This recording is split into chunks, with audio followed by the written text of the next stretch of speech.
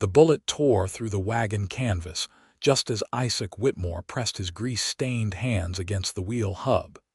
And in that single moment between heartbeats, he decided that dying alone in the New Mexico Territory dust was not how he wanted his story to end. The shot had come from the ridge above Hill City, where bandits had been prowling for weeks now, taking potshots at travelers foolish enough to venture beyond the safety of town limits. Isaac had thought himself safe this close to the settlement, barely 2 miles out where he had stopped to maintenance his freight wagon. The second wheel bearing had been grinding something awful for the past 10 miles, threatening to seize up entirely if he did not attend to it immediately. So here he was, May of 1878, crouched beside a wagon wheel with his grease bucket and rags, suddenly aware of how vulnerable a man became when his hands were occupied, and his rifle lay 10 feet away in the wagon bed. He threw himself flat against the wagon's shadow, heart hammering, cursing his own stupidity. Another shot kicked up dust 3 feet to his left. Isaac scrambled beneath the wagon, using its bulk as a shield, his mind racing through options. The bandits would be riding down now, expecting easy pickings from a lone freighter. His revolver sat on his hip, but 6 rounds against what sounded like multiple rifles made for poor odds. That was when he heard the second set of gunshots, these coming from a different direction entirely, and a woman's voice shouting something fierce and unladylike that would have made a saloon girl blush. The incoming fire from the ridge abruptly ceased, replaced by the sound of horses retreating at speed. Isaac remained frozen beneath his wagon, scarcely believing his ears, until he heard the clip-clop of a single horse approaching at a careful walk.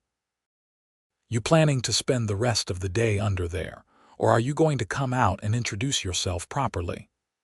The voice belonged to a woman, and she sounded more amused than anything else. Isaac crawled out from beneath the wagon, dusting himself off with as much dignity as he could muster, which was precious little given his current state. He found himself looking up at a woman astride a paint mare. A Winchester rifle still held casually across her saddle, smoke trailing from its barrel. She wore men's riding pants beneath a split skirt, practical boots, and a broad-brimmed hat that shaded a face he immediately recognized despite having never spoken to her directly. Theresa Sutton. Everyone in Hill City knew of Theresa Sutton, though few could claim to truly know her. She ran a small ranch about 8 miles northeast of town, inherited from her father 2 years back after he had taken sick and died. Word was she managed the whole operation herself with just 2 hired hands, breaking horses and running a small herd of cattle with a competence that put many men to shame. She was 23 years old, same as Isaac himself, and had turned down more marriage proposals than most women received in a lifetime. "I appreciate the assistance," Isaac managed, finding his voice.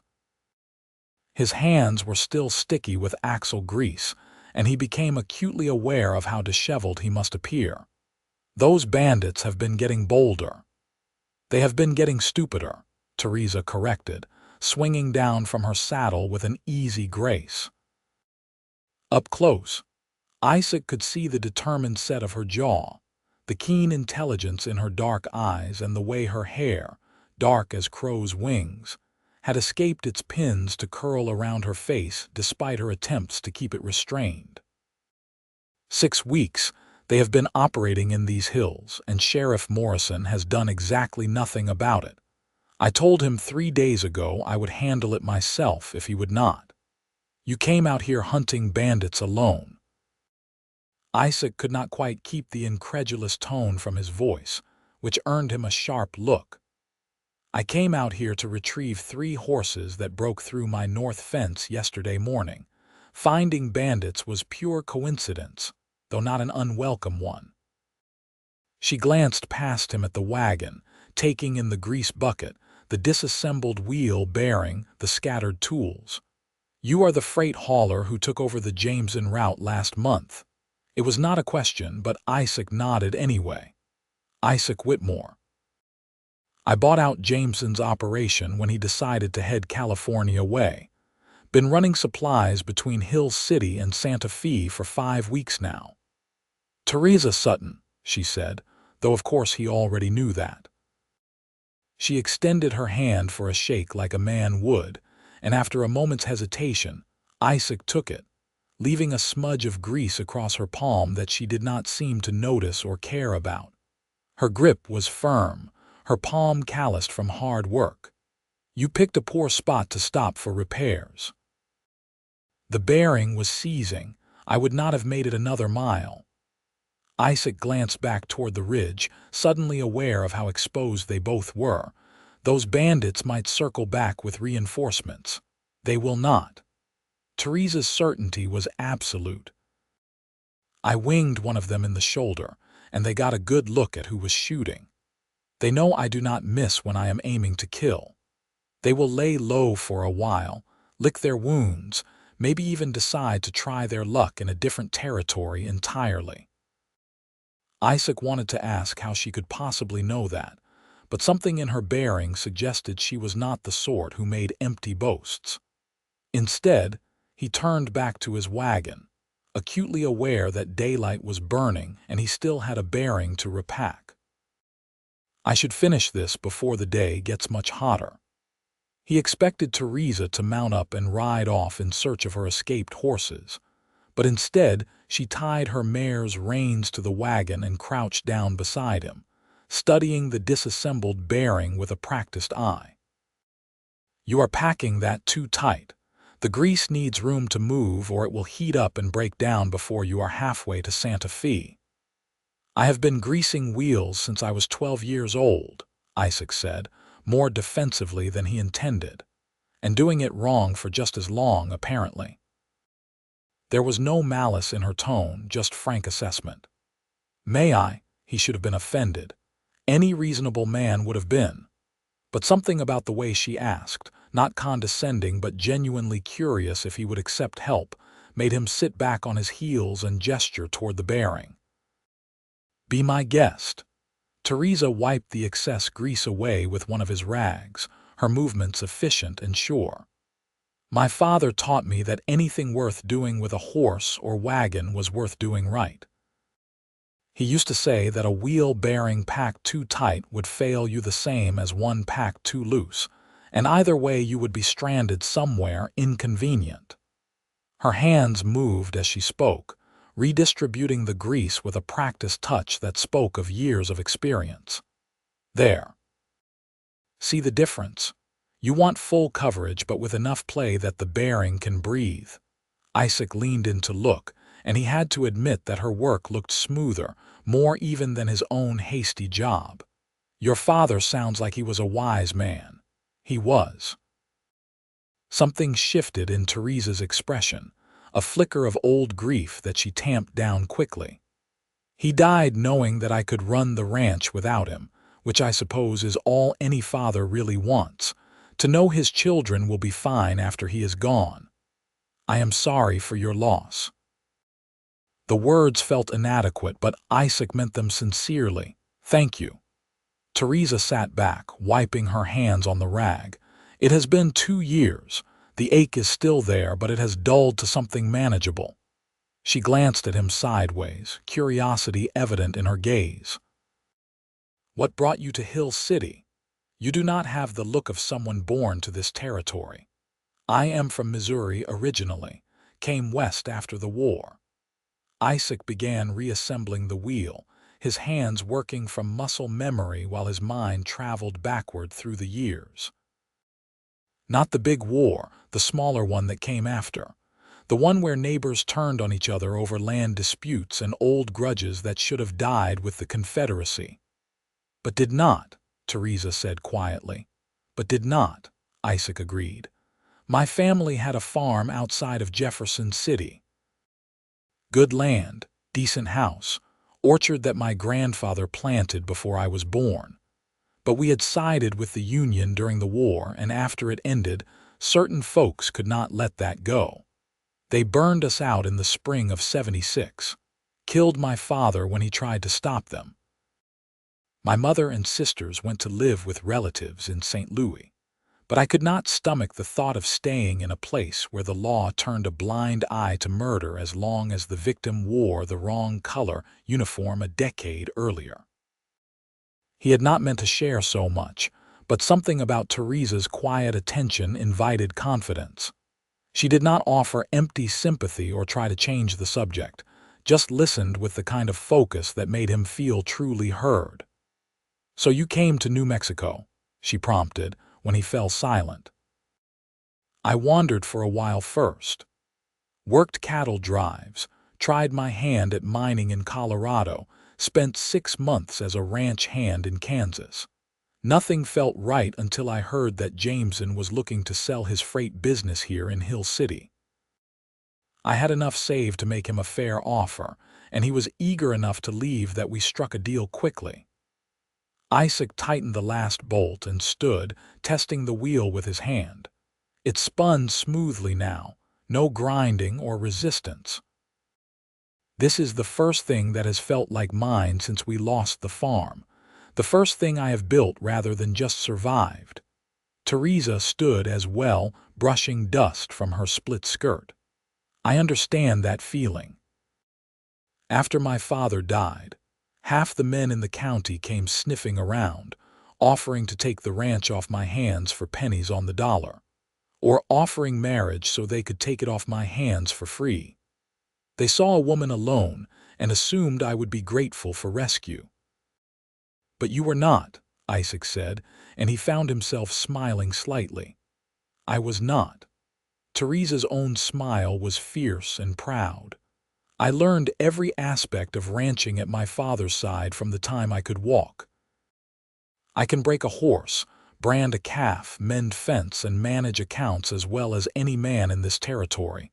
Better than most, if I am being honest. I did not need rescuing. I needed people to step back and let me do what I had been trained to do. And did they? Eventually. After I proved I was not going to fail or fold or conveniently accept one of those marriage proposals."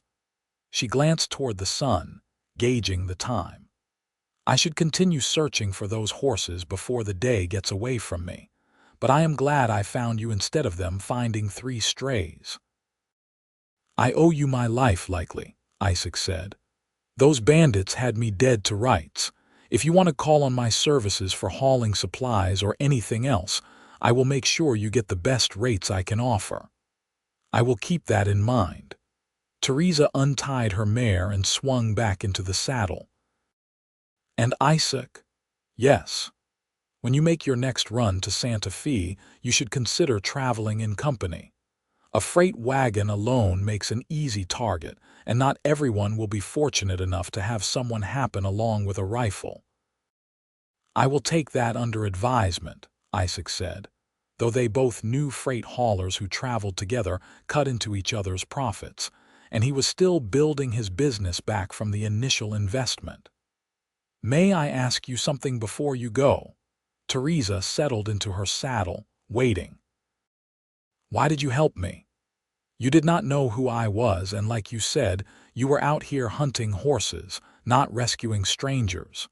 She considered the question for a long moment, her gaze distant.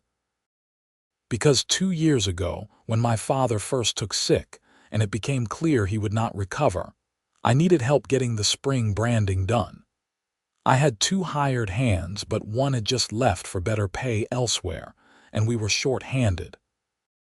I went into town to hire temporary help, and every man I asked either wanted double wages to work for a woman, or suggested that I should just sell the herd and be done with it."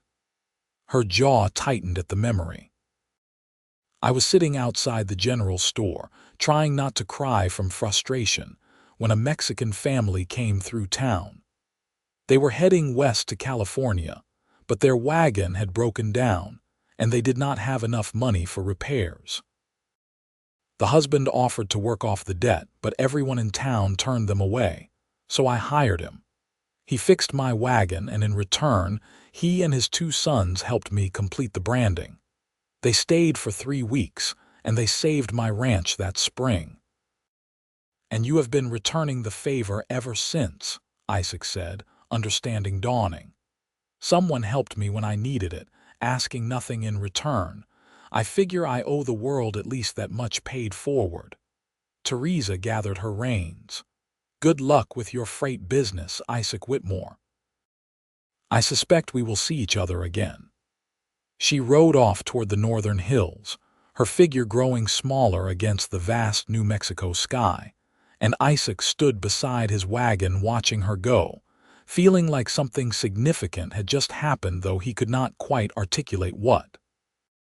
For the first time since arriving in Hill City, he felt less alone in the world. The rest of the day passed without incident. Isaac completed his delivery to Santa Fe, picked up his return cargo of dry goods and hardware for the Hill City General Store, and made it back to town 3 days later, just as the sun was setting. He stabled his horses at the livery, made arrangements for the cargo to be unloaded in the morning, and walked the dusty streets toward the boarding house where he rented a room, bone-tired but satisfied with a job completed. Hill City was not a large town by any measure, but it had the essentials needed to support the surrounding ranches and mining claims. A main street boasted a general store, saloon, hotel, restaurant, bank, church, and doctor's office, with smaller side streets branching off where most folks lived. The population hovered around 300 souls, not counting the ranchers and miners who lived outside town limits, but came in regularly for supplies and socializing. Isaac had just reached the boarding house steps when he heard raised voices coming from the direction of the saloon.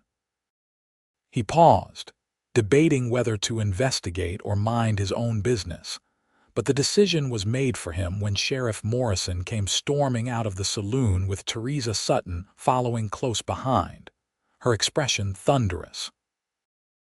"I am telling you those bandits have a camp somewhere in the northern hills," Theresa was saying, her voice carrying clearly in the evening air.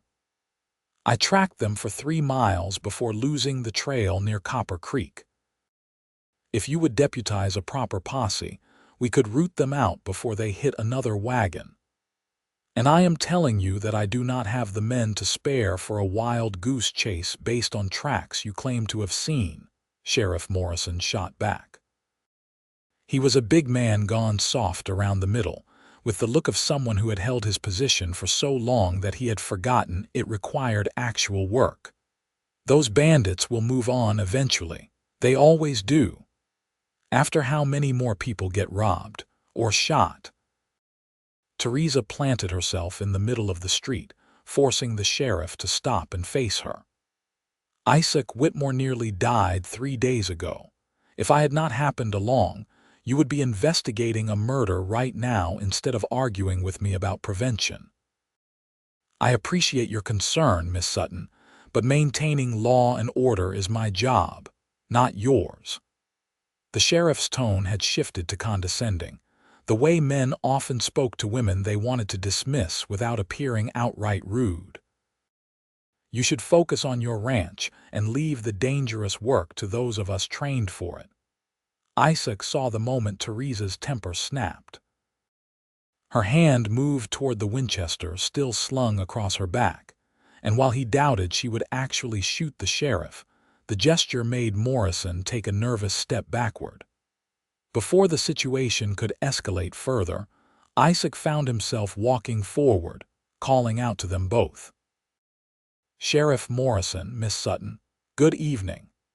They both turned, Theresa's expression shifting from anger to surprise, the sheriff looking relieved at the interruption.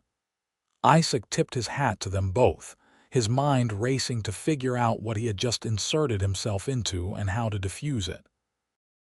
"Mr. Whitmore," the sheriff said heartily, seizing on Isaac's arrival like a drowning man grabbing a rope. "I was just discussing with Miss Sutton here the incident you experienced on the Santa Fe road. Terrible business, but I am glad to see you made it back safely."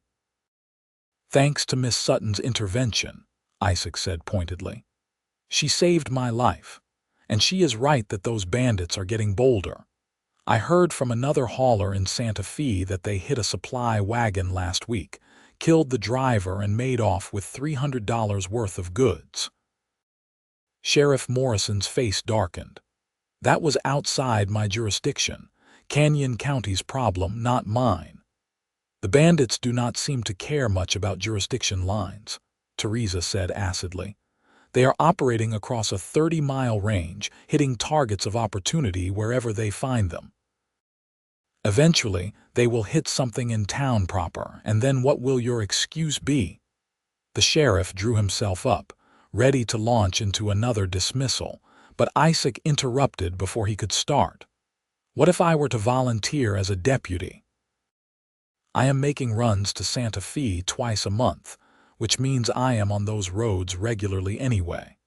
I could keep an eye out, report anything suspicious, maybe even coordinate with other freight haulers to share information about bandit activity." It was a risk, offering to do more work without additional pay, but the idea had struck Isaac as soon as he opened his mouth.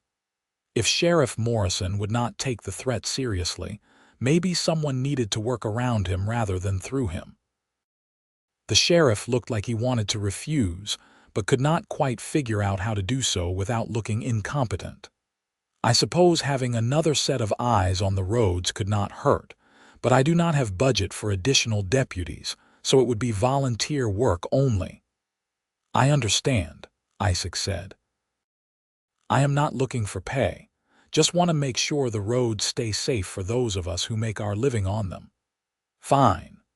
Morrison pulled a dented star from his pocket, one of the temporary deputy badges he kept for passes and emergencies. "You are officially a volunteer deputy. Report anything unusual to me when you return to town." He turned to Theresa, his expression hardening again.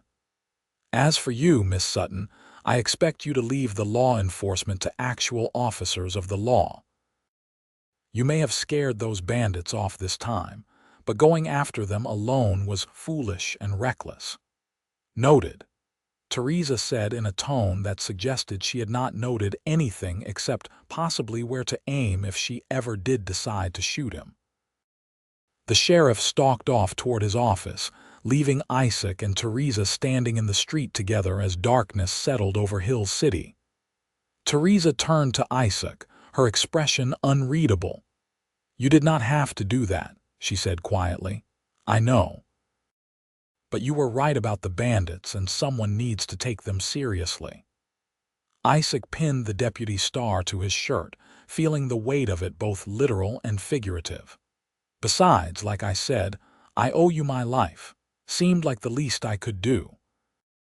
Volunteering to hunt dangerous criminals seems like considerably more than the least you could do." But Theresa was almost smiling now, the anger from her confrontation with the sheriff fading. "Buy me a drink." "I promise I will not shoot the bartender, even if he is another useless excuse for a man. As long as you are promising not to shoot people, I would be happy to," Isaac said, and found himself grinning despite the long day and his exhaustion. The saloon was moderately busy for a weeknight, with a mix of ranch hands, miners, and townspeople scattered among the tables. A few heads turned when Theresa walked in, as women in saloons were still something of a novelty in Hill City. But she ignored the attention with the ease of someone long accustomed to being stared at. They found a table in the back, and Isaac ordered 2 beers from a bartender who looked mildly scandalized to be serving a respectable woman, but kept his opinions to himself. "So tell me," Theresa said once they had their drinks, "what does a volunteer deputy actually plan to do about the bandit problem that our esteemed sheriff will not? Honestly, I have no idea yet." Isaac took a long drink of his beer, appreciating the coolness after days on the dusty road. "But I figure if I am on the roads anyway, I might as well be paying attention. And if I can coordinate with other freighters, maybe we can establish some kind of warning system. If bandits hit one wagon, word gets passed along so others can avoid that area or travel armed and ready. Theresa nodded slowly, her sharp mind clearly working through the possibilities. That might actually work. Most freight haulers are independent and competitive, but self-interest in staying alive tends to override business rivalry. If you can get them organized, even loosely, it would make life considerably harder for bandits who rely on finding isolated targets. That is the theory anyway. Isaac set his beer down, studying her face in the lamplight. What about you? Are you really going to stop going after bandits because the sheriff told you to? What do you think? Theresa's smile was wicked. I have 3 horses still missing, which gives me perfect excuse to be riding around those northern hills. If I happen to stumble across a bandit camp while looking for my property, well, that would just be unfortunate coincidence. You know those bandits might not run next time. They might decide to make an example of someone who embarrassed them. They might try. Theresa's confidence was not bravado, Isaac realized. She genuinely believed in her own capability, and given that she had already driven off the bandits once, he supposed she had reason to. But I do not intend to face them alone. I have 2 ranch hands who can shoot straight and have no love for thieves. If I find that camp, I will come back with enough force to ensure compliance. Isaac wanted to argue, to tell her it was too dangerous, to insist she leave it to the law. But he had no right to tell her what to do, and besides, he suspected she would ignore him anyway. So instead, he raised his beer glass. To stubborn people who refuse to let villains have their way. Theresa clinked her glass against his. I will drink to that. And to unlikely partnerships between freight haulers and horse breeders. They talked for another hour, the conversation flowing easily from business to personal history, to observations about life in the New Mexico territory. Isaac learned that Theresa had been born in Hill City, that her mother had died when she was young, and that her father had raised her more like a son than a daughter out of necessity, and later out of respect for her capabilities. She had been engaged once, years ago, to a banker's son from Santa Fe, but had called it off when she realized he expected her to give up the ranch and move to the city after marriage. He could not understand why I would choose horses and dust over society and comfort, Theresa said, shaking her head at the memory. As if ranching was something I did because I had no other choice, not because it was what I wanted, what I was good at, what made me happy. Some people cannot imagine that their idea of a good life might not be universal, Isaac offered. Exactly. Theresa finished her second beer and set the glass down decisively. I should head back to the ranch before it gets too late. I have an early morning tomorrow, and I want to check that northern fence line again at first light. Looking for horses or bandits? Isaac asked, though he already knew the answer. Whichever I find first. She stood, and Isaac rose as well out of ingrained courtesy. Thank you for the drinks and the conversation. It is rare to meet someone who does not assume I need rescuing or reforming. I suspect anyone who tried to rescue or reform you would find themselves taking on more than they bargained for, Isaac said, walking her toward the door. Outside, the night air had cooled considerably, and stars scattered across the sky in a brilliant display impossible to see back east where he had grown up. Theresa's horse was tied up outside the saloon, and she checked the saddle automatically before mounting. Be careful out there, Isaac said, surprising himself with how much he meant it. He had known this woman for all of 3 days and a few hours of conversation, but already he felt invested in her safety in a way that went beyond simple gratitude for her saving his life. Always am. Theresa settled into her saddle, gathering her reins. "And Isaac, that offer you made about hauling supplies at good rates, I may take you up on that. I need to move some horses to Fort Stanton next month, and I could use a reliable teamster to handle the supply wagon that will accompany us. Just let me know when and where. I will make sure I am available." Isaac stepped back as she turned her horse toward the north road. "And Theresa, thank you again for saving my life. Thank me by staying alive long enough to make that supply run." She touched her hat brim in farewell, then urged her horse into a trot, disappearing into the darkness beyond the reach of the town's lights. Isaac stood in the street for a long moment after she left, feeling like the world had shifted slightly on its axis. He had come to Hill City looking for a fresh start, a place to build something of his own away from the ghosts and grudges of Missouri. He had not expected to find someone like Theresa Sutton, a woman who seemed to move through the world on her own terms, consequences be damned. The next few weeks fell into a rhythm of sorts. Isaac made his runs to Santa Fe and back, and true to his word, he began coordinating with other freight haulers to share information about road conditions and bandit sightings.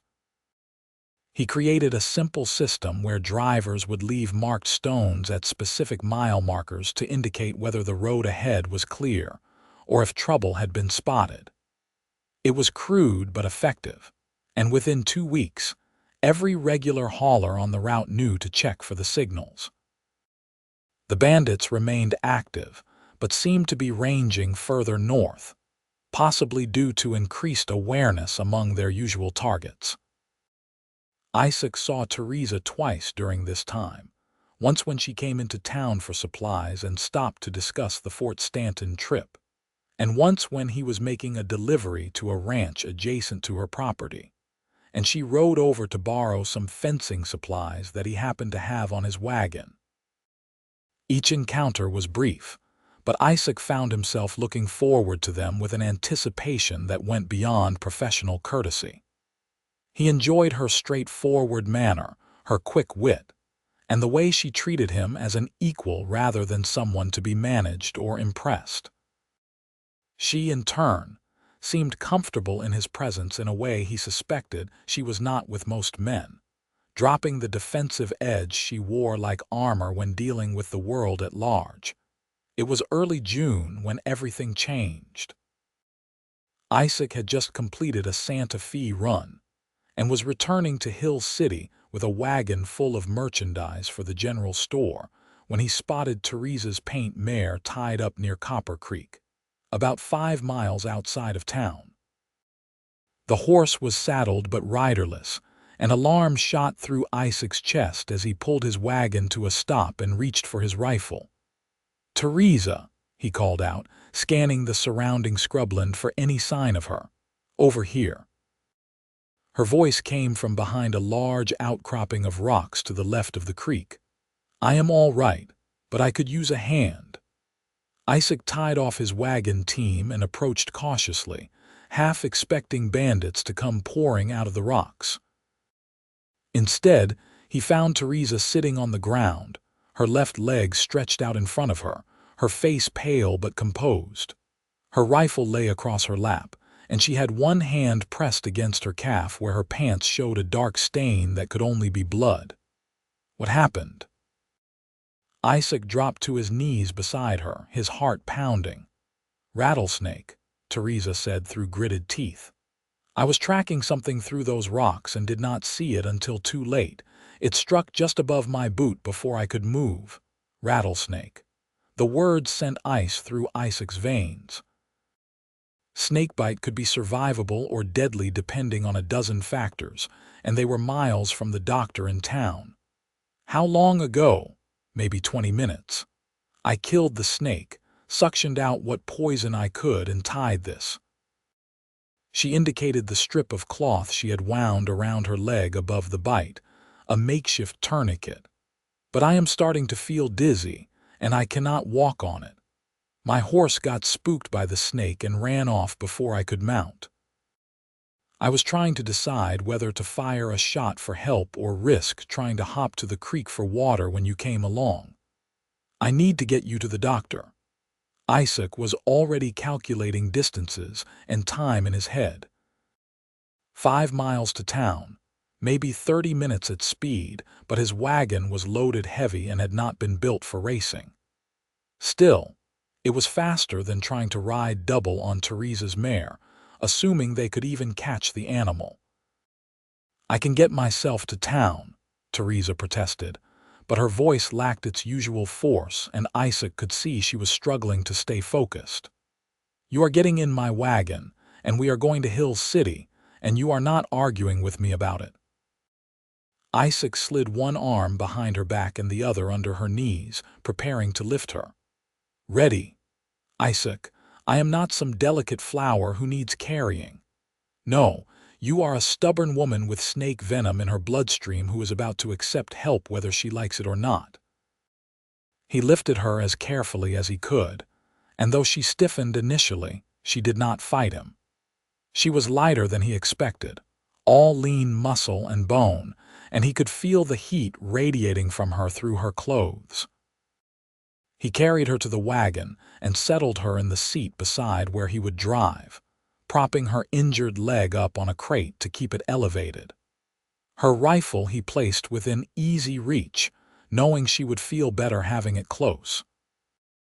Then he tied her mare to the back of the wagon, climbed up beside her, and set the horses to the fastest pace he dared risk with a full load. "This is humiliating," Theresa muttered, but she was leaning against his shoulder now, her usual rigid self-sufficiency crumbling under the advance of venom and shock. "This is survival," Isaac corrected. "You would do the same for me, and we both know it." She could not argue with that, so she fell silent, conserving her energy. Isaac drove with one hand on the reins and one arm around her shoulders, holding her steady as the wagon jolted over the rough road.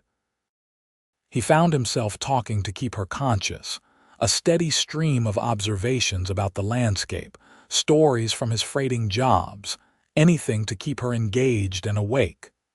"Tell me about Missouri," Theresa said at one point, her voice slurred but determined. "You mentioned an orchard." "What did you grow?" "Apples mostly, some pears.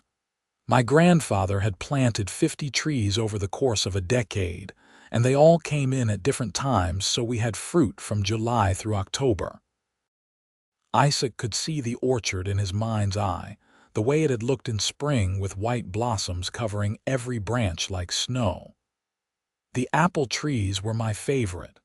There was one particular tree, a winesap, that produced the best fruit I have ever tasted. Tart and sweet at the same time, perfect for eating fresh or baking into pies. My mother used to make apple pie," Theresa murmured. "I barely remember her, but I remember the smell of those pies baking. When we get you patched up, I will make you an apple pie," Isaac promised recklessly. "Assuming I can find decent apples in this territory, and assuming I remember the recipe. Going to hold you to that." She was fading, he could tell, her weight growing heavier against him as consciousness became harder to maintain.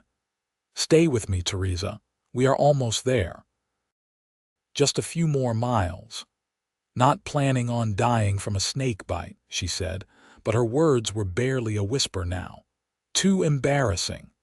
Isaac pushed the horses harder than he should have, cutting the remaining distance in record time. The wagon clattered into Hill City just after noon, and Isaac was shouting for the doctor before they even reached the main street.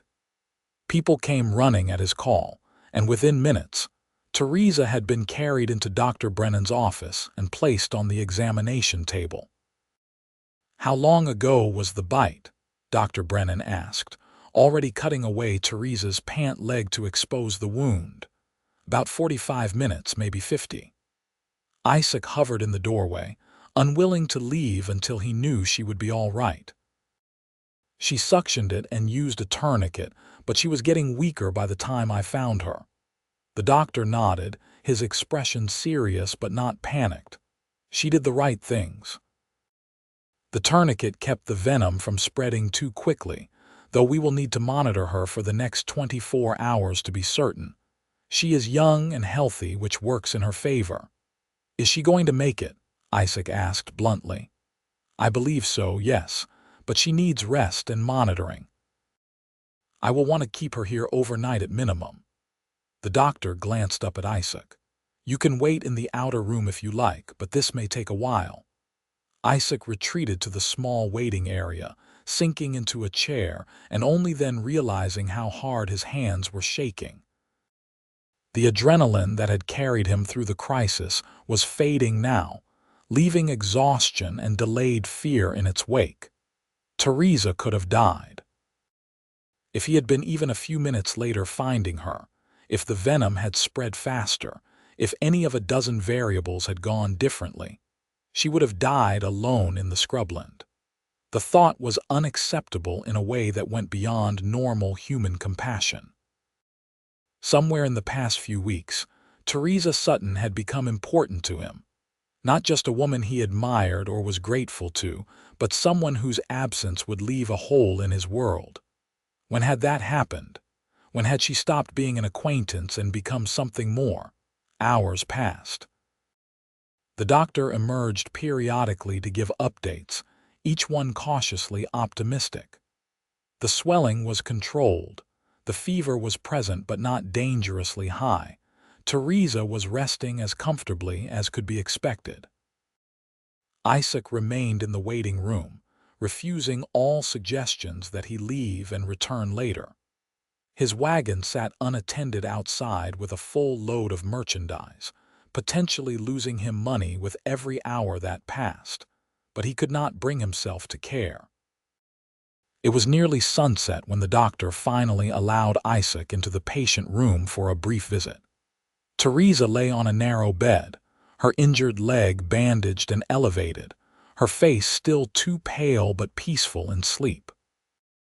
Isaac pulled a chair close to the bed and sat down, taking her hand carefully in his own. Her eyes fluttered open at the touch, focusing slowly on his face. "You stayed," she said, sounding surprised. "Of course I stayed." Isaac squeezed her hand gently. "Where else would I be?" "Managing your business, unloading your cargo, living your life." But she did not pull her hand away, and her fingers tightened around his. "I am fine, Isaac.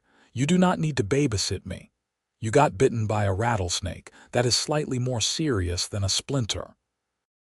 He studied her face, looking for signs of pain or distress. "Dr. Brennan says you should make a full recovery, but you need to rest for a few days and let the wound heal properly." A few days. Theresa tried to sit up, then winced and fell back against the pillow. "I have horses to train and fence to mend.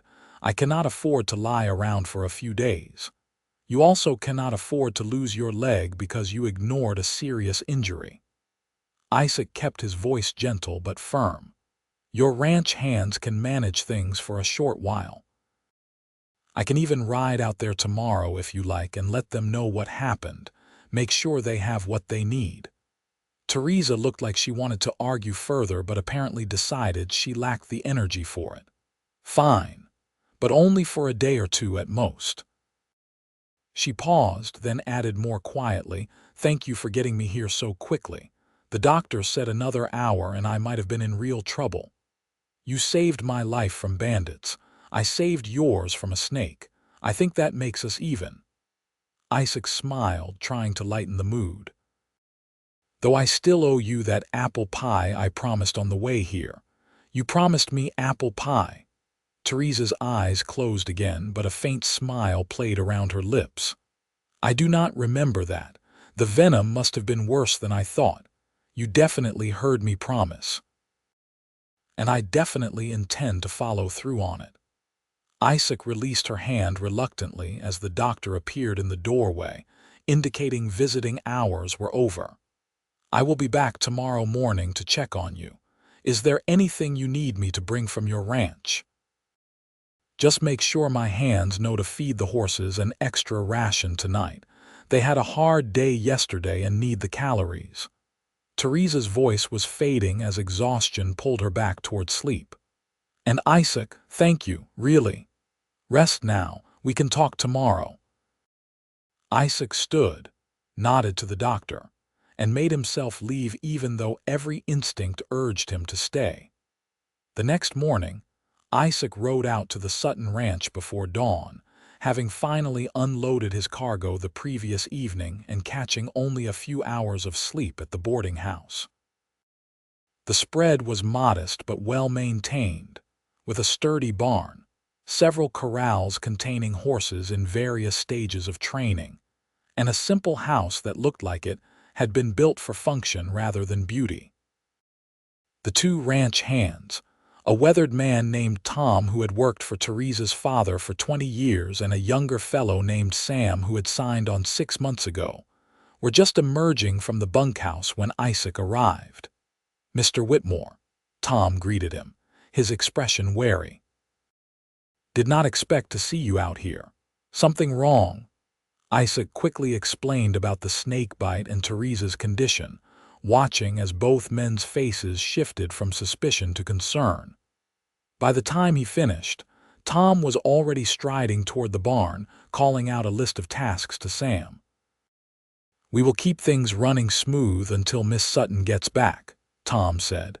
"She has trained us well enough that we can handle a few days without supervision. You tell her not to worry about nothing and to focus on healing proper." "I will pass that along," Isaac promised.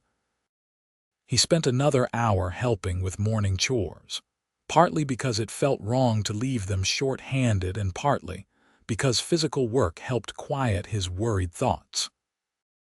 Then he rode back to town, stopping by the general store to purchase the supplies he would need for his next Santa Fe run, and trying not to think too hard about why his first priority was checking on Theresa rather than managing his business.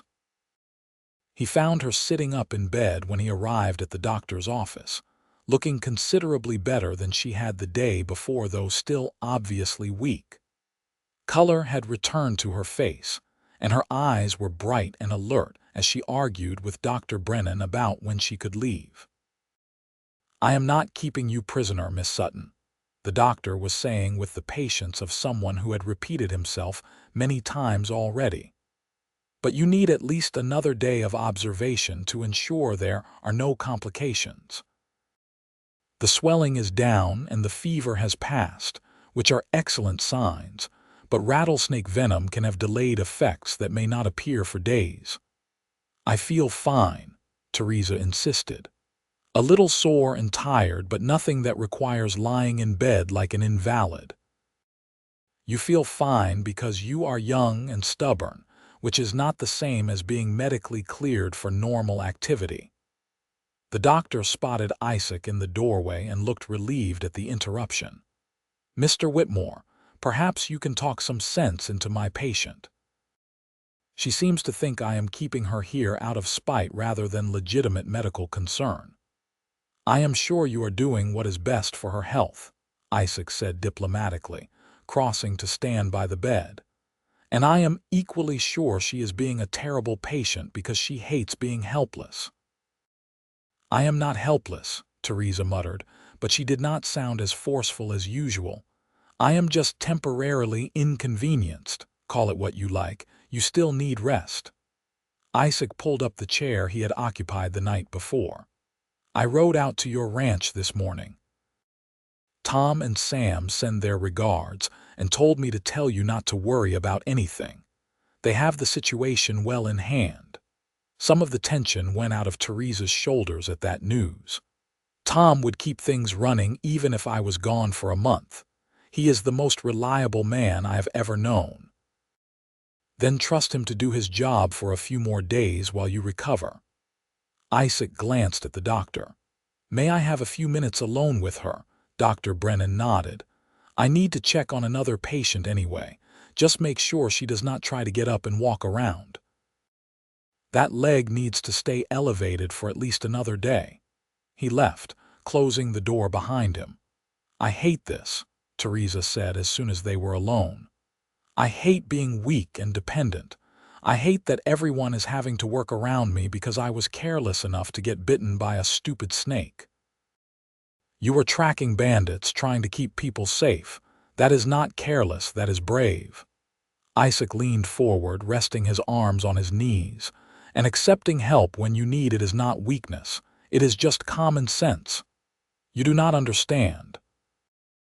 Theresa's hands twisted in the blanket covering her lap. I have spent my entire adult life proving that I can handle things on my own, that I do not need a man to rescue me or manage me or make my decisions for me. If I start accepting help now, people will say I was wrong all along, that I really did need taking care of. The only people who would say that are fools whose opinions should not matter to you anyway. Isaac reached out and stilled her restless hands with his own. Theresa, there is a difference between being independent and being alone. One is a strength, the other is just isolation. You can be perfectly capable of managing your own life while also accepting that sometimes life throws things at you that require help. Snake bites, bandit attacks, sick livestock, drought, whatever. Nobody succeeds entirely on their own. We all rely on other people at some point. She was quiet for a long moment, staring down at their joined hands. Is this the speech you give yourself about needing to rely on others? The question caught Isaac off guard with its perceptiveness. Maybe. Probably. I spent a long time after my family's farm burned trying to prove I did not need anyone. That I could rebuild my life through sheer force of will without asking for help or forming attachments that might make me vulnerable again. He smiled ruefully. It made me very lonely and not particularly successful. What changed? I met a woman who saved my life and then showed me what it looked like to be strong and independent without being isolated. She made me think that maybe I had been doing things the hard way out of stubbornness rather than necessity. Isaac met Theresa's eyes. She also made me realize that I was tired of being alone. Theresa's breath caught slightly, and Isaac saw the moment she understood he was talking about her. Isaac, I do not know what you are asking me. I am not sure I know what I am asking either, he admitted. But I know that, when I thought you might die yesterday, it felt like the world tilted wrong. And I know that every time I see you, I find myself looking forward to the next time. And I know that I would very much like to court you properly if you are open to the idea, with no expectations or pressure, just time spent together to see what might develop. You want to court me. Theresa said it like she was testing the words, trying them out. Isaac, I am not like other women. I do not know how to be delicate or demure. I run a ranch. I wear pants more often than dresses. I can outshoot most men, and I have no intention of giving up any of that for marriage or anything else. I am not asking you to be anything other than who you are. That is the woman I want to court. Isaac squeezed her hands gently. If you do not feel the same way, tell me now and we will remain friends. But if there is any chance you might feel even a fraction of what I am starting to feel, I would like the opportunity to explore it. Theresa was quiet for so long that Isaac began to think he had made a terrible mistake in speaking up. Then she said softly, I felt it too. Yesterday, when I realized I might die before ever seeing you again, I felt regret that we had not had more time together. That I had not told you that I enjoy your company more than I have enjoyed anyone's in years. That you treat me like a person rather than a puzzle to be solved or a prize to be won. Relief flooded through Isaac so intensely it was almost painful. So, is that a yes to courting? It is a cautious yes to seeing where this goes. A smile played around Theresa's lips, the first genuine one since the snake bite. With the understanding that I am terrible at being courted in the traditional sense. I do not swoon over poetry, and I would rather go riding than attend a dance. I am a freight hauler who barely remembers the last time he danced, and would not trust my own poetry to impress anyone. I think we will manage."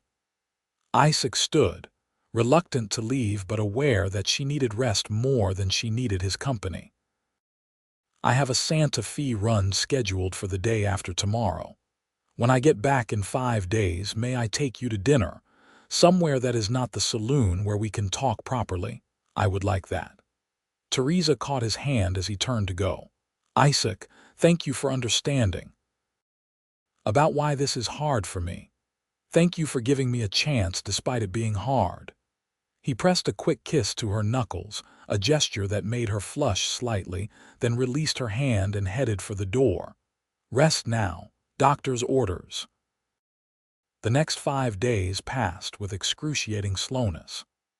Isaac made his Santa Fe run, coordinated with other freight haulers about bandit movements which had mysteriously decreased, and tried not to count the hours until he could see Theresa again. He received word through Tom that she had been released from the doctor's care after 2 days, and was recovering at her ranch, under strict orders to stay off her feet as much as possible for another week. When Isaac finally returned to Hill City, his first stop after stabling his horses was the general store, where he purchased the best ingredients he could find for making an apple pie. The proprietor, an older woman named Mrs. Chen, who saw everything and missed nothing, gave him a knowing look as she wrapped up fresh butter and a jar of preserved apples. "Heard you pulled Miss Sutton off that snake practically dying," Mrs. Chen said conversationally. "Heard also that you have been courting her proper." News traveled fast in small towns, Isaac reflected. He had known their courtship would not remain private long, but he had hoped for at least a week before it became common gossip. "We are spending time together to see if we are compatible," he said carefully. "You are compatible, Mrs. Chen said with the certainty of someone who had probably arranged half the marriages in Hill City through strategic gossip. "That girl needs someone who will not try to tame her, and you need someone who will not let you hide from the world. Good match." Isaac could not exactly argue with that assessment, so he paid for his purchases and headed back to the boarding house to attempt his first apple pie in 5 years. The result was somewhat lopsided, and the crust was not as flaky as he remembered his mother's being, but it smelled right, and when he cut a small slice to taste, the flavor transported him back to Missouri autumns and his grandfather's orchard. He wrapped the pie carefully, loaded it into his wagon along with a basket containing fresh bread, cheese, and a bottle of wine he had picked up in Santa Fe, and drove out to the Sutton Ranch just as the sun was beginning its descent toward the western horizon. Theresa was sitting on the porch when he arrived, her injured leg propped up on a stool, a book open in her lap. She looked up at the sound of his wagon, and the smile that lit her face made the entire laborious drive worthwhile. "You came," she said, closing the book and setting it aside. "I promised you apple pie." Isaac climbed down from the wagon, retrieving the basket and pie. "I also promised myself I would not wait any longer than absolutely necessary to see you again. The pie is still warm." Theresa leaned forward to inhale appreciatively as he set everything on the small table beside her chair. "Did you make this yourself?" "I did, though I cannot vouch for the quality. It has been years since I attempted baking, and I am working with unfamiliar ingredients in an unfamiliar kitchen." Isaac pulled up a second chair, settling beside her. "But a promise is a promise." Theresa cut generous slices for them both, and they ate in comfortable silence for a few minutes, watching the sun paint the sky in shades of orange and red. The pie was not perfect, but it was good enough, and more importantly, Theresa seemed genuinely pleased by the gesture. "This tastes like memory," she said eventually, scraping the last crumbs from her plate. "Like something I should remember but cannot quite place." "That is a better review than it probably deserves." Isaac set his own empty plate aside. How is the leg healing? Better. Still sore if I put too much weight on it, but the swelling is almost completely gone and the discoloration is fading. Dr. Brennan says I should be back to normal activity within another week. Theresa stretched carefully, wincing slightly at the pull on healing muscles. I have never been so bored in my entire life. Tom and Sam have everything running smoothly, which is wonderful but also means there is absolutely nothing for me to do except sit here and read the same 5 books I own over and over. I could bring you more books. There is a lending library in Santa Fe that I pass regularly. Isaac paused, then added, or I could just visit and provide company, if you would find that less boring than reading. I would definitely find that less boring. Theresa reached over and took his hand, lacing their fingers together with a naturalness that suggested she had been thinking about doing it for a while. Tell me about your week. I want to hear everything that happened while I was trapped here playing invalid. So Isaac told her about his Santa Fe runs, about the freight hauler network that was becoming increasingly effective at sharing information, about the conversations he had had with ranchers and miners about organizing some kind of merchant association to advocate for better roads and law enforcement. Theresa listened with genuine interest, asking insightful questions and offering suggestions that made it clear she had a sharp head for business despite running a very different operation than his freight company. You should talk to the banker in Santa Fe, she said at one point. James Harrington. He is more interested in developing the territory's economy than most bankers who only care about immediate profit. If you can convince him that better roads and security would increase trade volume, he might be willing to invest in lobbying the territorial governor for resources. That is actually brilliant, Isaac said. How do you know Harrington? He was my father's banker. Helped us through a difficult period about 5 years ago when drought killed half our herd and we needed a loan to rebuild. He gave us fair terms when others would have foreclosed. Theresa smiled slightly. Also, he is the father of the banker's son I was engaged to.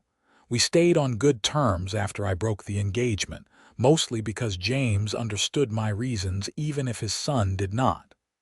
They talked until full darkness fell, and the stars emerged in their millions overhead. Isaac lit the oil lamps on the porch, and they continued talking, the conversation ranging from practical business matters to personal philosophies, to shared observations about the strange, hard, beautiful territory they both called home. At some point, Tom emerged from the bunkhouse, took one look at them sitting close together on the porch, and retreated without saying a word. But Isaac saw the older man's satisfied expression and suspected he approved. I should let you rest, Isaac said eventually, though he made no move to stand. It is getting late and you need your sleep for healing. I suppose you are right. Theresa sounded as reluctant as he felt. When will I see you again? I am in town for 3 days before my next run. I could come back tomorrow if you like. Bring those books from the lending library. I would like that very much. Theresa stood carefully, testing her weight on her injured leg before committing to it fully. Isaac rose as well, ready to steady her if needed, but she managed the movement smoothly enough. Thank you for the pie and for the company. This was the best evening I have had in longer than I can remember. Same here. Isaac wanted to kiss her properly, but sensed the timing was not quite right yet, so he settled for raising her hand to his lips again, a gesture that made her breath catch in the lamplight. Until tomorrow, then. He drove back to town with a lightness in his chest that had nothing to do with the successful business week and everything to do with the woman he had just left. For the first time since leaving Missouri, Isaac felt like he was not just surviving but actually building a life. And more than that, He was building it with someone who understood what that meant. The next few weeks passed in a blur of freight runs, brief courtship visits, and gradual deepening of connection between them. Theresa's leg healed completely, and she returned to her regular ranch work with her customary energy and competence. She and Isaac fell into a pattern where he would visit whenever he was in town, sometimes helping with ranch work if his schedule allowed, sometimes just sitting together talking as the sun set. They were careful not to move too fast, both wary of rushing into something that might collapse under the weight of expectations or mismatched assumptions. But with each conversation, each shared meal, each moment of comfortable silence, Isaac felt more certain that what was developing between them was real and lasting. It was late July when the bandit situation came to a head. Isaac was making a routine run to Santa Fe when he encountered another freight wagon overturned on the road, its cargo scattered and its driver nowhere to be seen. He approached cautiously, rifle in hand, and found signs of a struggle but no body. The driver had either been taken or had managed to escape on foot.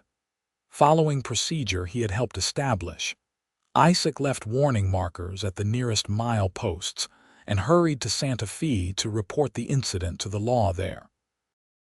The response was frustratingly slow, as the bandits had struck in an area where jurisdictional boundaries were unclear, and neither Hill City nor Canyon County wanted to take primary responsibility. By the time Isaac returned to Hill City 2 days later, he learned that Theresa had organized a posse of ranch hands and volunteers and gone after the bandits herself. Sheriff Morrison had protested loudly, but ultimately could not stop private citizens from pursuing criminals on their own initiative, especially when those citizens were better armed and motivated than his own deputies. Isaac found Tom at the ranch, the older man looking worried as he repaired tack in the barn. "Where did they go?" Isaac demanded without preamble. "North toward Copper Creek. Miss Sutton tracked the bandits to a canyon about 15 miles out. She thinks they are holed up there." Tom set down the bridle he had been mending. "She left yesterday morning with 6 men, all good shots, said they would be back by tonight if things went well." "And if things do not go well?" Isaac tried to keep the fear out of his voice. "Then I reckon we will hear shooting and we should probably ride to help." Tom studied Isaac's face. "You care about her, not just courting for propriety but real caring." "I do." There seemed no point in denying it. "Is there a way to reach that canyon from here?" "There is, but you would need to ride hard and fast, and you would still probably arrive after whatever is going to happen has already happened." Tom paused. "Miss Sutton knows what she is doing. She has been tracking and hunting in these hills since she was knee-high.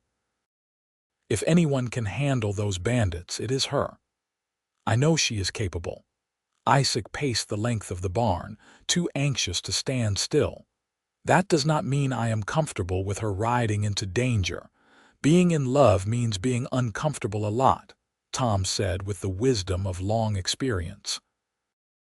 "Especially when you are in love with someone who does not avoid danger so much as ride straight at it with a rifle and a plan." Isaac could not argue with that, so he stayed at the ranch, helping Tom and Sam with chores that needed doing while his mind remained fixed on a canyon 15 miles north, where Theresa was confronting armed criminals. The hours crawled by with excruciating slowness. Afternoon faded into evening, evening into dusk, and still no sign of the posse's return. It was full dark when they finally heard the sound of multiple horses approaching. Isaac was out of the barn and running toward the sound before his mind fully processed what he was hearing. Theresa rode at the front of the group, looking tired and dusty but whole, and the relief that flooded through Isaac was so intense it made his knees weak. "We got them." Theresa announced as she dismounted, her voice carrying satisfaction and exhaustion in equal measure. All 7 of the bandits, caught red-handed with stolen goods from 6 different robberies.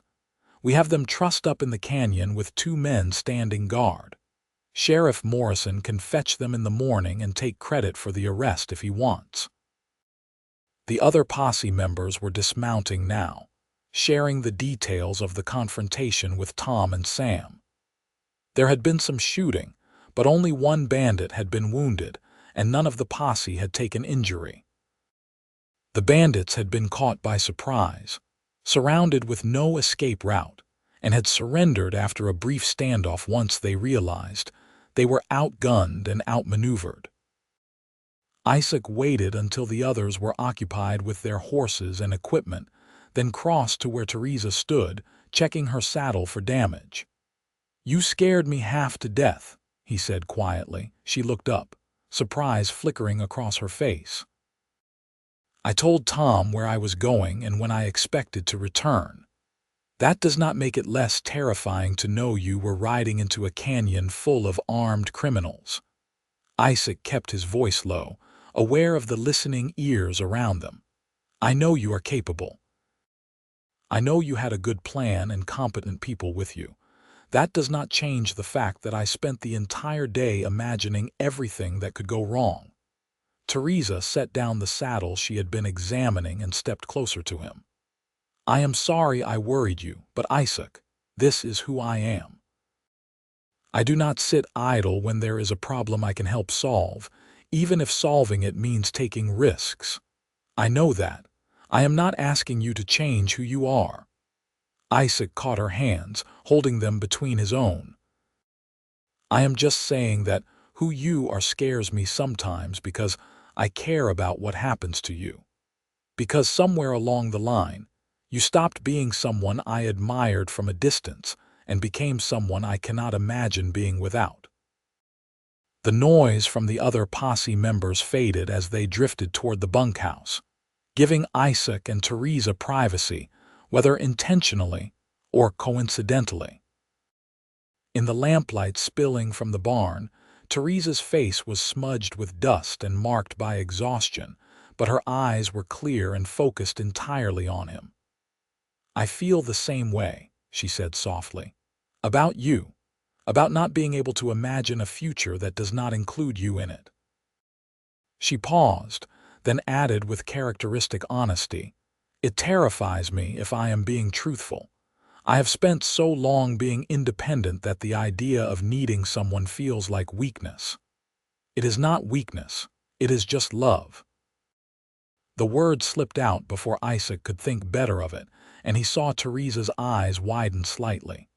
"Sorry, I know it is too soon to say that. We have only been courting a few weeks." "Is it too soon if I feel it too?" Theresa asked. "If I have been feeling it for weeks, but was too scared to name it." Isaac answered by pulling her close and kissing her properly for the first time, a kiss that tasted of dust and danger and coming home all at once. Theresa melted against him, her arms coming up to circle his neck, kissing him back with a fierceness that spoke of all the walls she had torn down to reach this moment. When they finally broke apart, both breathing hard, Isaac rested his forehead against hers. "Marry me," he said impulsively. "Not right away if you need time, but eventually.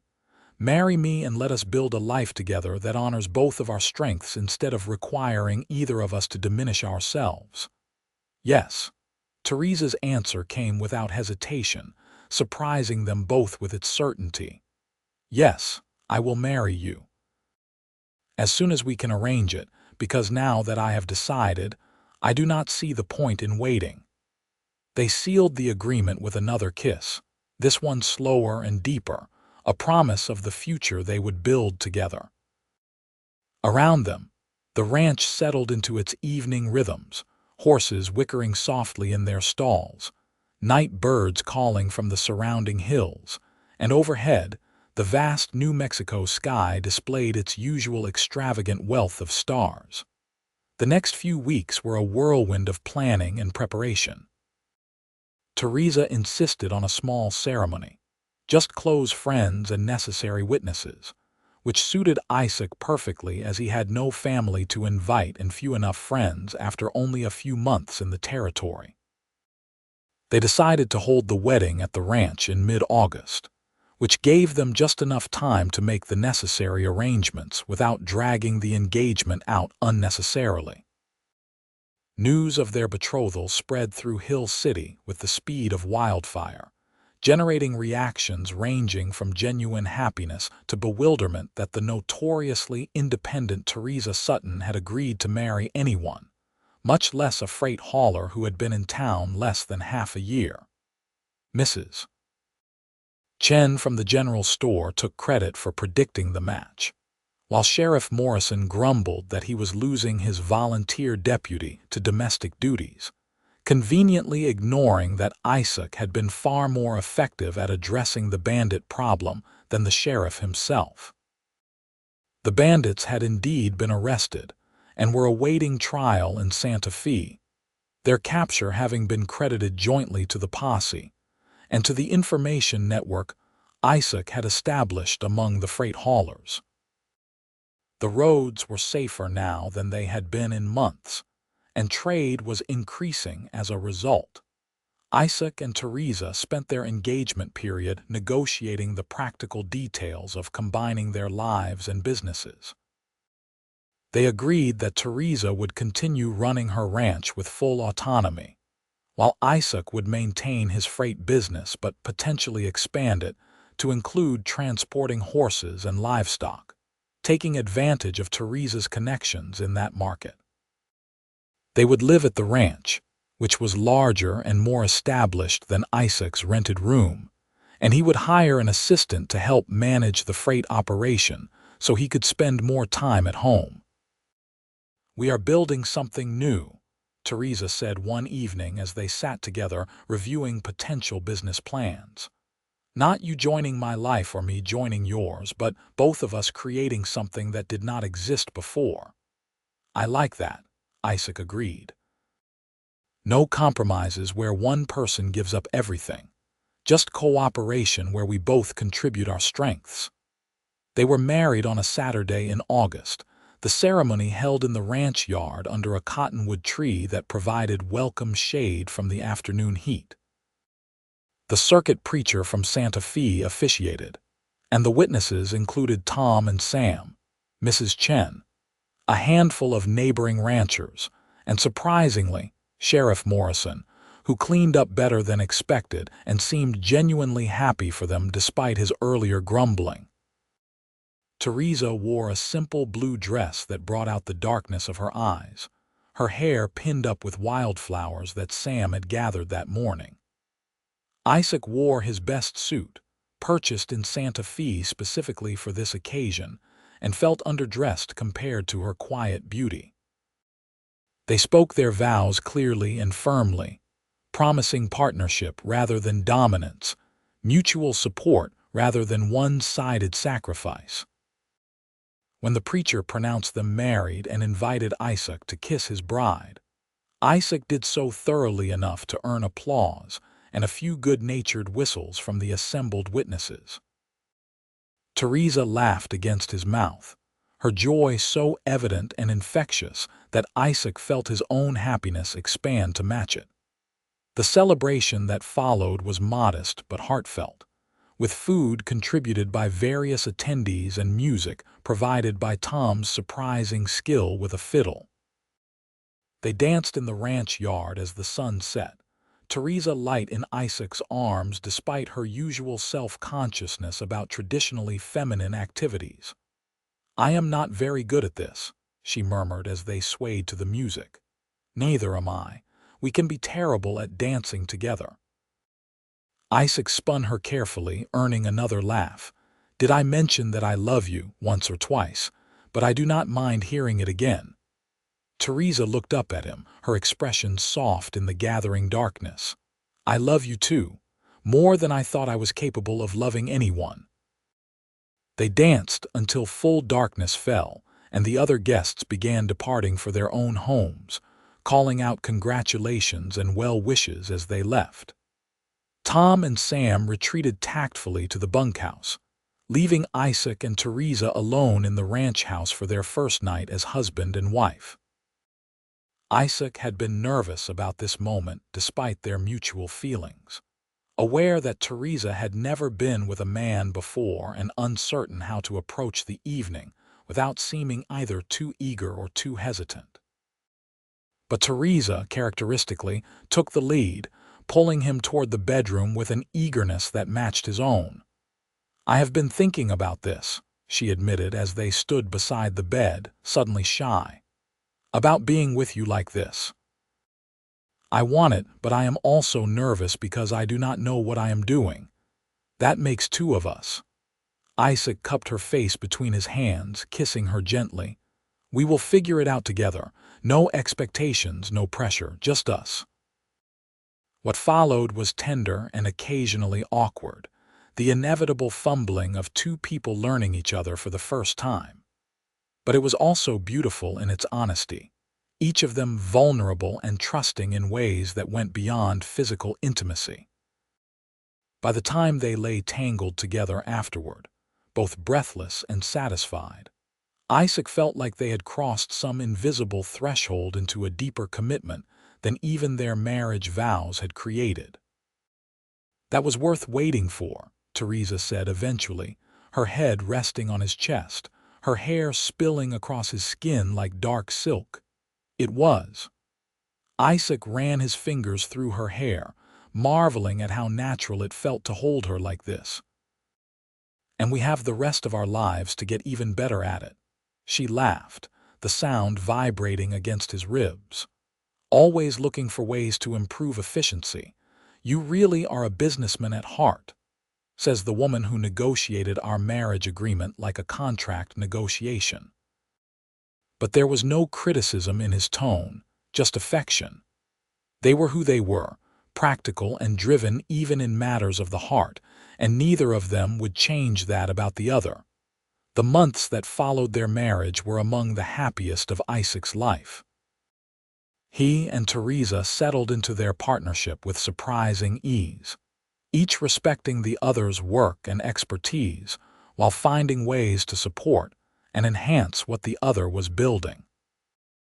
Isaac hired a young man named Peter to assist with freight runs, freeing up more of his time to help at the ranch and to pursue his idea of expanding into livestock transport.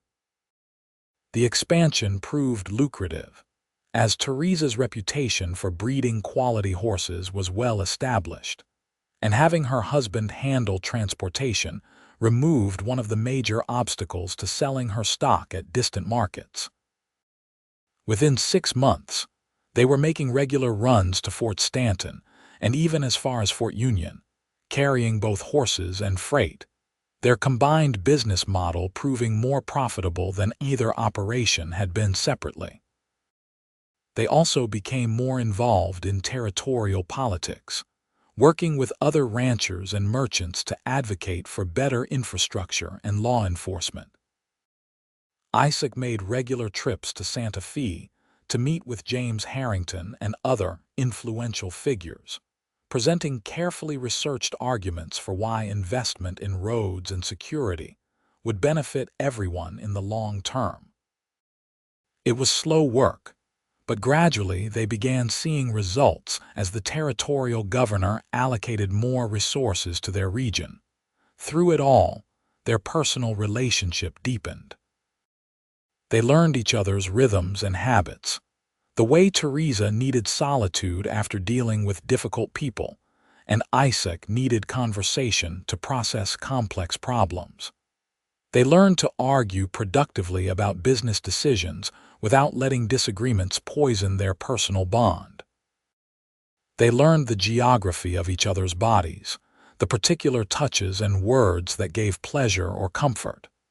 It was April of the following year, 1879, when Theresa came to Isaac with news that would change their lives again.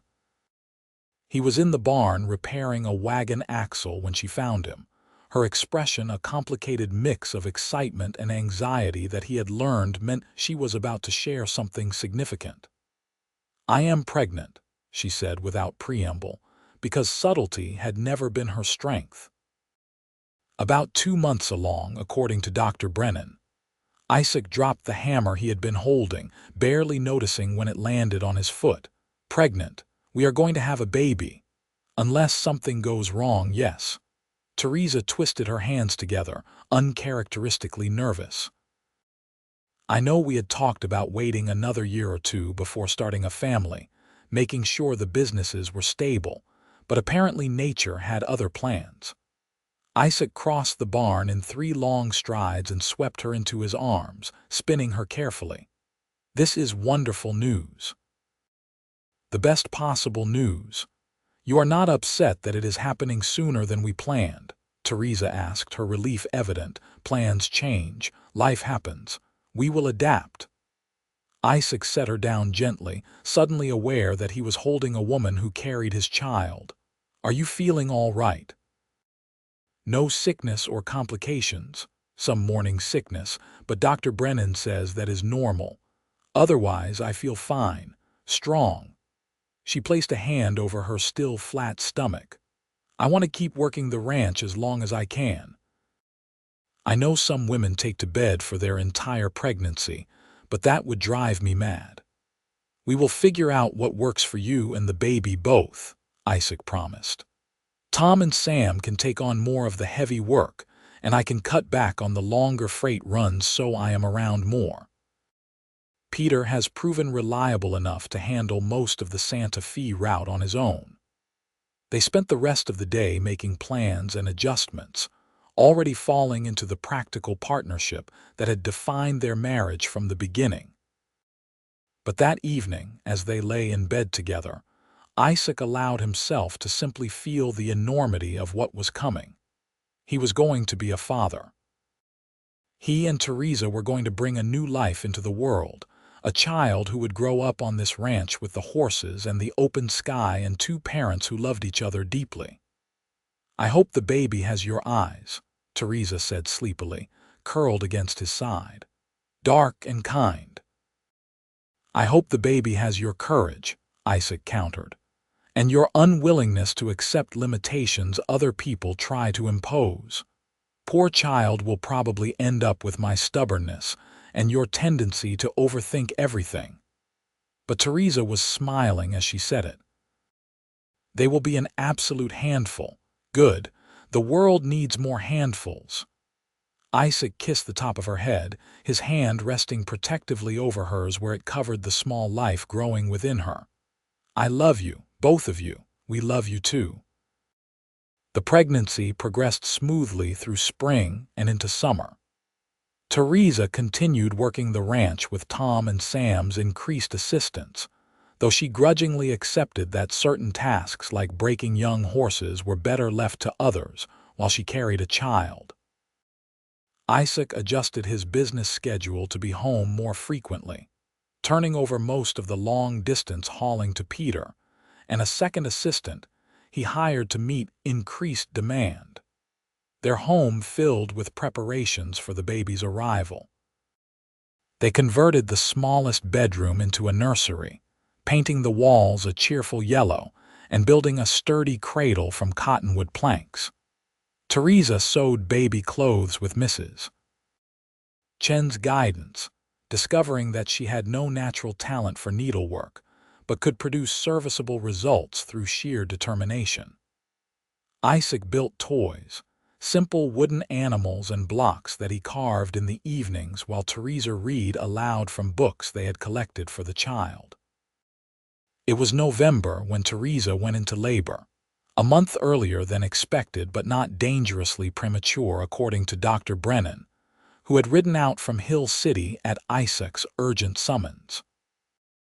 The labor was long and difficult, lasting through an entire night and into the following morning, and Isaac spent most of it feeling utterly helpless as he listened to Theresa's pain from the other room where Dr. Brennan had firmly banished him.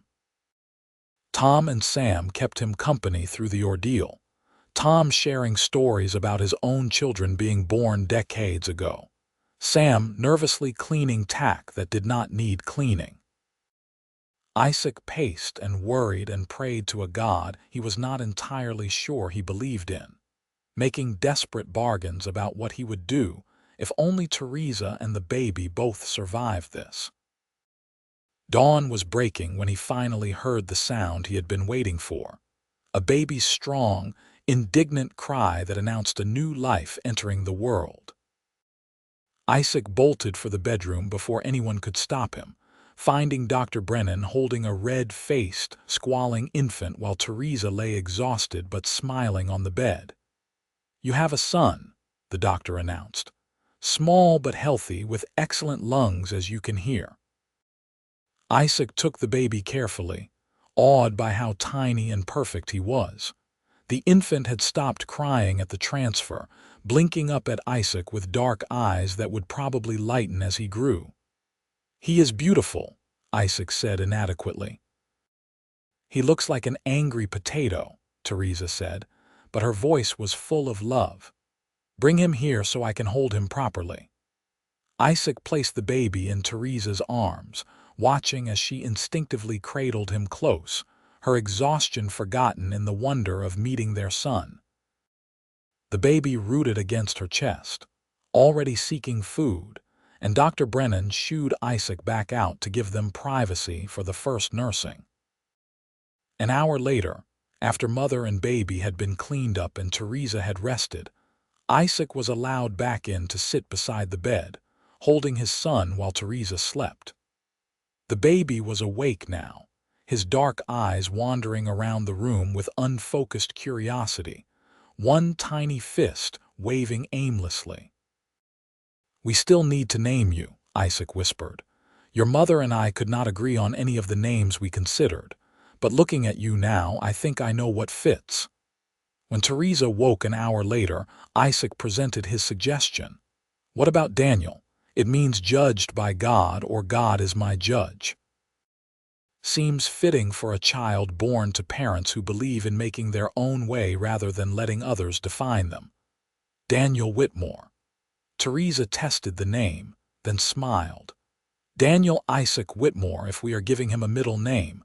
I want him to carry part of you forward." "Daniel Isaac Whitmore," Isaac agreed, looking down at the sleeping infant. "Welcome to the world, son. You have no idea what kind of parents you got stuck with, but we promise to do our best by you." The years that followed were full and busy in the way that life with a young child always is. Daniel proved to be a healthy, curious boy who walked early and talked constantly once he found his voice. He grew up following his parents around the ranch, learning to ride almost as soon as he could walk, helping with chores as soon as he was old enough to understand instructions. Isaac and Theresa's businesses continued to prosper. The freight operation expanded to include 3 wagons and 4 employees, while the ranch's reputation for quality horses grew to the point where they had buyers placing orders months in advance. They hired additional ranch hands as the operation grew, eventually building a second bunkhouse to accommodate the expanded crew. More importantly, the changes they had advocated for in territorial governance began bearing fruit. New roads were built, connecting Hill City more directly to Santa Fe and other major settlements. Law enforcement became more organized and effective, with sheriffs across different jurisdictions actually coordinating their efforts rather than arguing over boundaries. The bandit problems that had plagued the region largely disappeared as commerce increased, and the risk-to-reward ratio of criminal activity shifted unfavorably. When Daniel was 3 years old, Theresa became pregnant again. This time they were prepared and excited rather than surprised, and the pregnancy progressed even more smoothly than the first. Their second child, a daughter they named Mary Theresa Whitmore, arrived in the spring of 1882, smaller and quieter than her brother but equally determined once she set her mind to something. The house grew louder and more chaotic with 2 children, but also fuller in ways that had nothing to do with physical space. Daniel took his role as older brother seriously, constantly trying to teach Mary things she was too young to understand, while Mary followed him everywhere with devoted attention.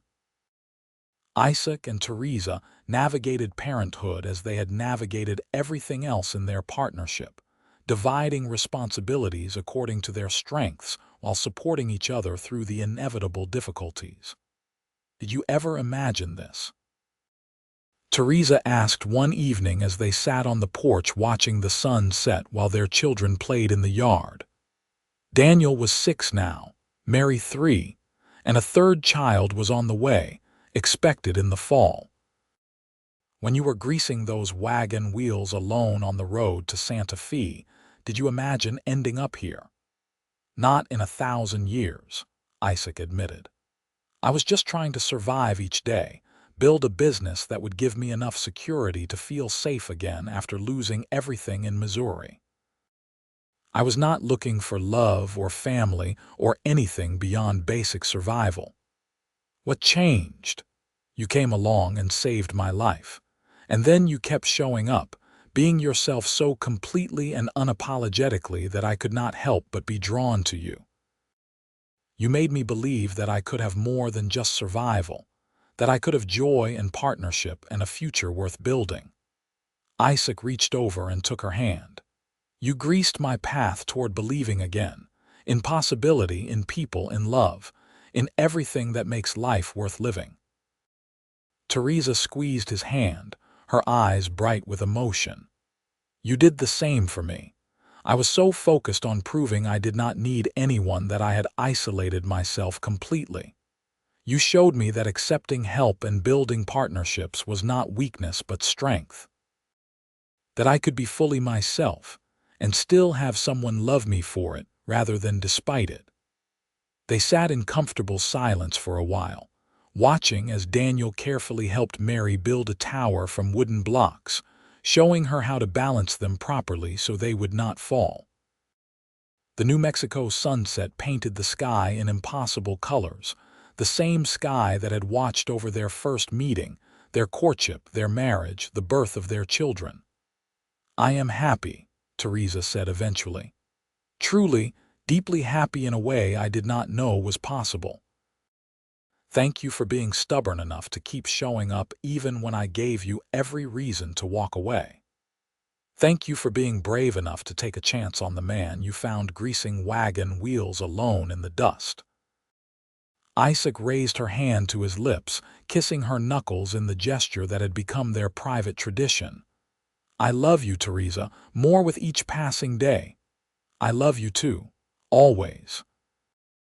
Their third child, another son they named Thomas after the ranch hand who had become like family, arrived in October of that year. The birth was easier than either of the previous ones, and Thomas proved to be a calm, easy baby who seemed content to observe the chaos around him with patient interest. Daniel immediately appointed himself protector of both younger siblings, while Mary was thrilled to have a baby to fuss over like she had seen her mother do. The years continued to pass in a blur of work and family, challenges and triumphs, the ordinary and extraordinary moments that make up a life fully lived. Isaac eventually retired from active freight hauling at 40, turning the business over to Peter, who had proven himself more than capable of running the operation. He focused instead on helping Theresa with the ranch, which had grown into one of the most respected horse breeding operations in the territory.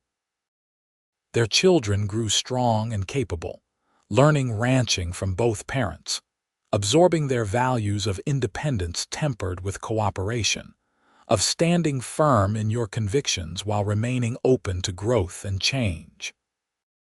Daniel inherited his mother's fearlessness and his father's methodical thinking, eventually becoming a sought-after horse trainer.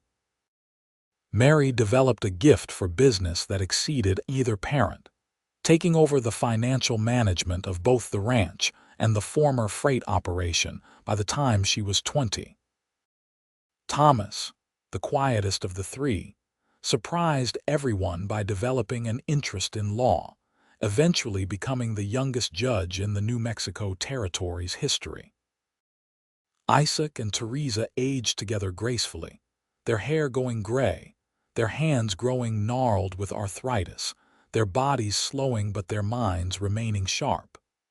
They watched their children marry and have children of their own, filling the ranch with the next generation's laughter and energy.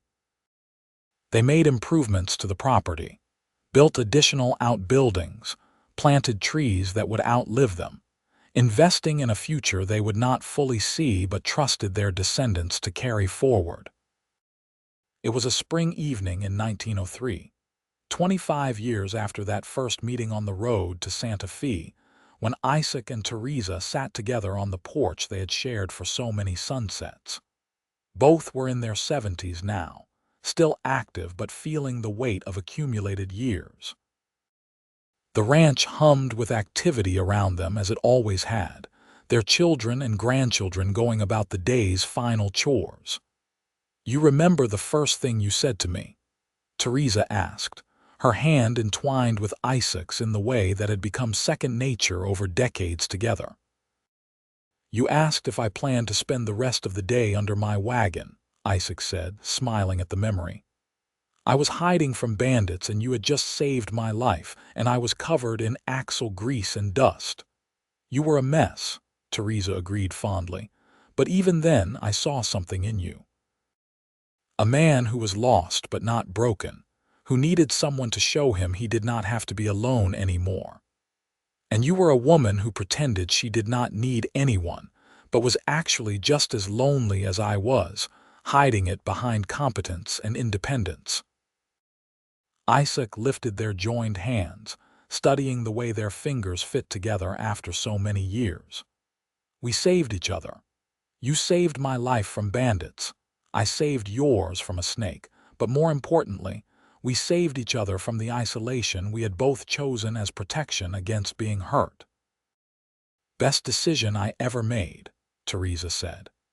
"Helping that man who was greasing wagon wheels alone on the road, letting him into my life even though it scared me, building a partnership that turned into love that turned into this whole beautiful, complicated life we created together." "Best decision I ever made was staying," Isaac said.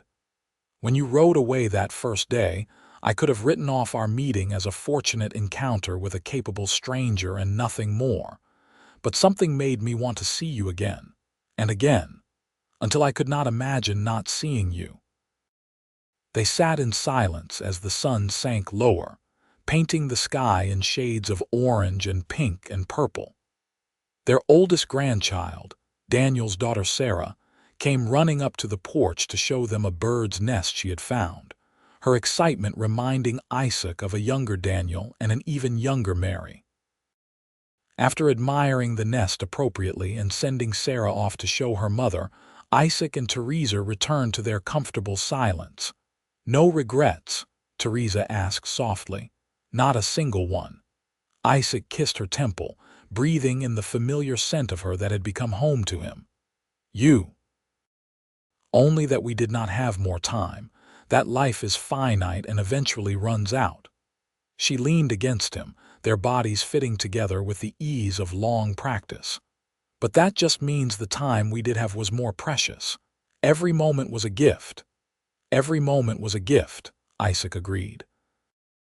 They continued sitting together as full darkness fell, and the stars emerged overhead. The same stars that had witnessed their beginning and would continue shining long after they were gone. Around them, the ranch settled into its evening routines, the rhythms established over decades, maintained now by children and grandchildren who carried forward the legacy Isaac and Theresa had built together. Their story, which had begun with a lone man greasing wagon wheels and a woman who chose to help him, had blossomed into something neither could have imagined on that dusty New Mexico road. A love story built on mutual respect and support, on choosing partnership over isolation, on believing that life could be more than just survival if you found the right person to build it with. The man who had been alone learned to trust again. The woman who had been afraid of needing anyone learned that strength came not from independence alone, but from choosing when to stand alone and when to lean on someone else. Together, they created a life richer and fuller than either could have achieved separately. Proof that the best partnerships are not about one person rescuing another, but about two people choosing each other and then working every day to honor that choice. Years later, their grandchildren would tell the story of how their grandparents met, the tale growing slightly more dramatic with each retelling but remaining true in the details that mattered. A man greasing wagon wheels, bandits on a ridge, a woman with a rifle who could have ridden past but chose to help. A snake bite, a rescue, a gradual building of trust that turned into love that turned into forever. And always, the story would end the same way, with Isaac and Theresa sitting together on their porch watching the New Mexico sunset, their hands intertwined, surrounded by the family and legacy they had built together. A happy ending that was really just a beginning, the start of something that would continue through generations, all because two lonely people chose connection over isolation and love over fear.